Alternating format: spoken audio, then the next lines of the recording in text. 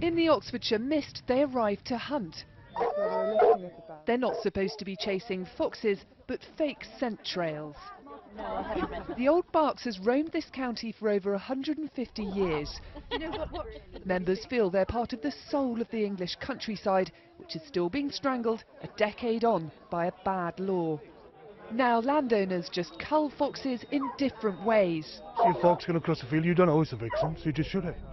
You know, the hunting ban, what they thought the good they were doing, they haven't saved any lives. They've made it a bit worse. Because they're shot now?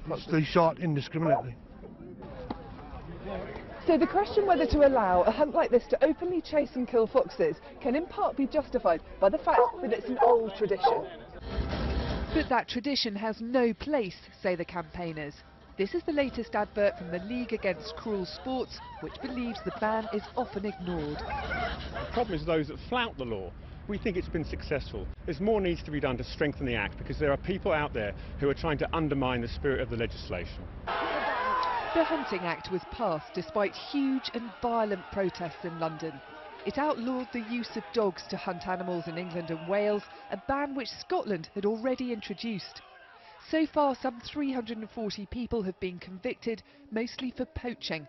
Around 20 were involved with registered hunts. Now it's a battle of the camera phones. Both sides want to gather all the evidence they can to prove innocence or guilt. This is the crime, say protesters, that they're trying to stop. She scoops up the fox and rushes away from the pack.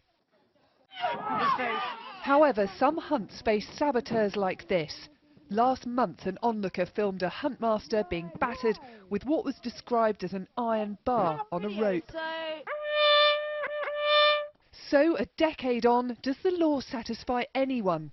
The hunts want to be free to set their hounds on foxes. Campaigners say the law has helped, but to stamp out traditional fox hunting for good, lawbreakers need to be threatened with prison. Claire Marshall, BBC News.